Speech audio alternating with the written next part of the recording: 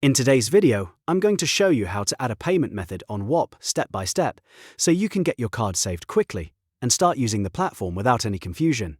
Whether you're setting up a new account or just updating your billing details, this guide will walk you through the exact clicks you need to make. If this video helps, make sure to hit the like button and subscribe for more simple tutorials just like this. Alright, let's get started. First, make sure you are on the home feed inside your Whop account. Once you're on the main page, look to the top right corner and click on your profile icon. This will open up your account options.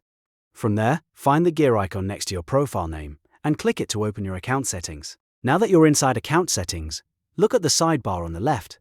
You should see an option called Payment Methods. Click on that and Whop will take you to the Manage Payment Methods page.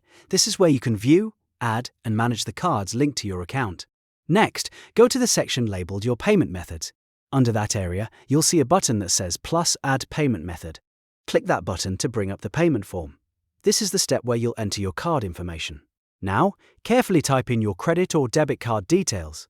You'll need to enter the card number, the expiration date in mm/YY format, and the CVC security code from the back of your card. Make sure every detail is entered correctly, because even one small typo can cause the payment method to fail. After that, enter the correct billing zip or postal code that matches the card you're using.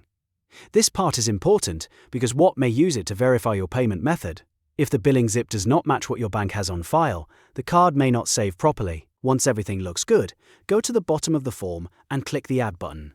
That will secure and save your card information to your Whop account. After that, your payment method should be added successfully and ready to use. And that's it. You've now learned how to add a payment method on Whop in just a few simple steps. If this tutorial helped, don't forget to hit like, subscribe, and leave a comment if you want more Whop guides in the future. Thanks for watching, and I'll see you in the next video.